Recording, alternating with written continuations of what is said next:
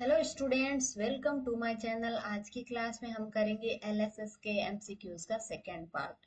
चलिए शुरू करते हैं। First question, which of the following is a common application of LSS in nano medicine?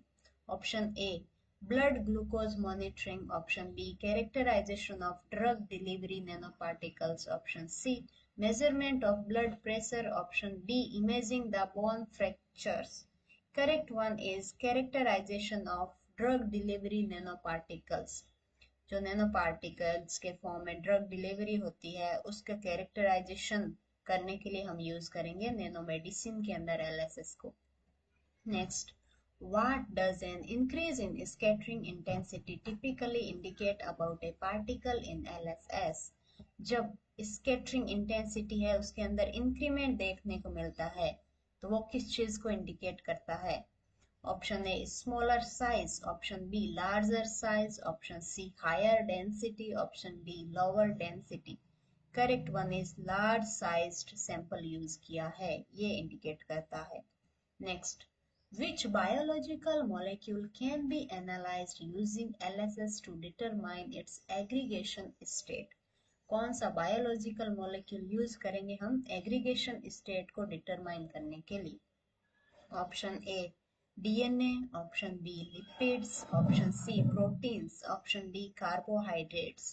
Correct one is proteins. Next, how does Mia scattering differ from Rayleigh scattering in term of particle size? जो मिया scattering है वो रेली scattering से कैसे differ करता है particle size के term में? Option A Mie scattering occur with much smaller particles, option B Mie scattering occur with particles comparable to or larger than the wavelength, option C Mie scattering is independent of particle size, option D Mie scattering occur with gaseous particles. Correct one is B Mie scattering occurs with particles comparable to or larger than the wavelength. या तो उसके comparable means कि उसके equal size में हो या फिर large हो, वहां पे यूज होता है Mie scattering. Next, in DLS, what does the autocorrelation function describe?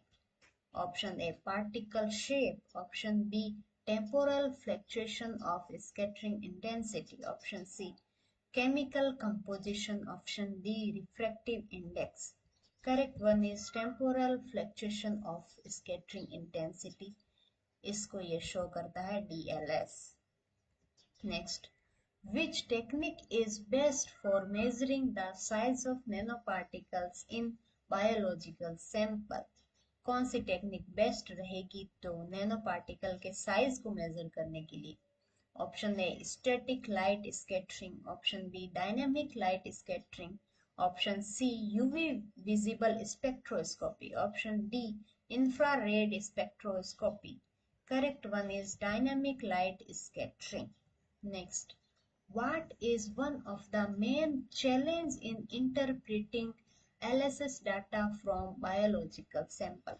Main challenge क्या है LSS के लिए डाटा इंटरप्रेट करने के लिए?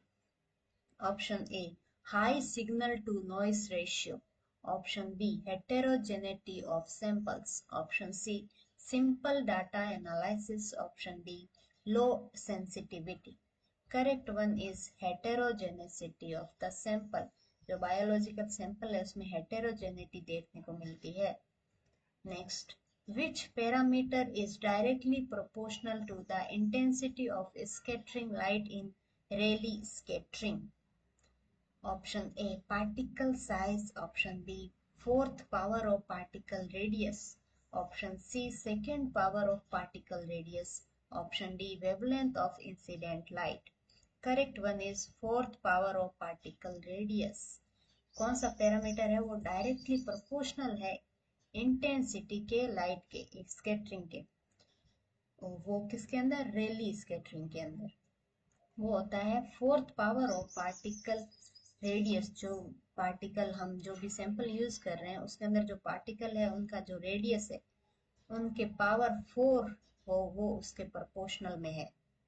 Next, Which biological structural organization can be studied using LSS?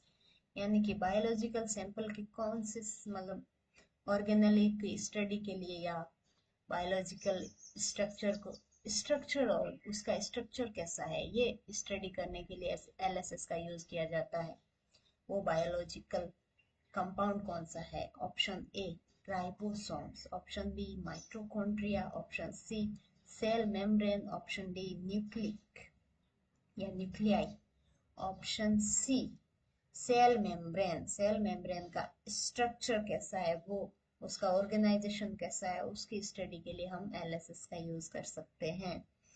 Next, what is effect of increasing particle concentration on light scattering intensity in SLS?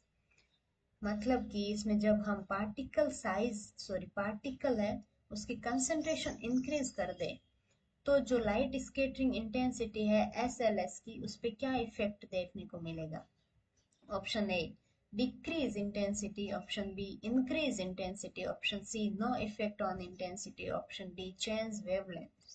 Correct one is increased intensity, यानी कि जब particle का concentration भी हम increase कर देंगे तो light scattering intensity भी इंक्रीज हो जाएगी, यानी कि ये डायरेक्टली प्रोपोर्शनल है।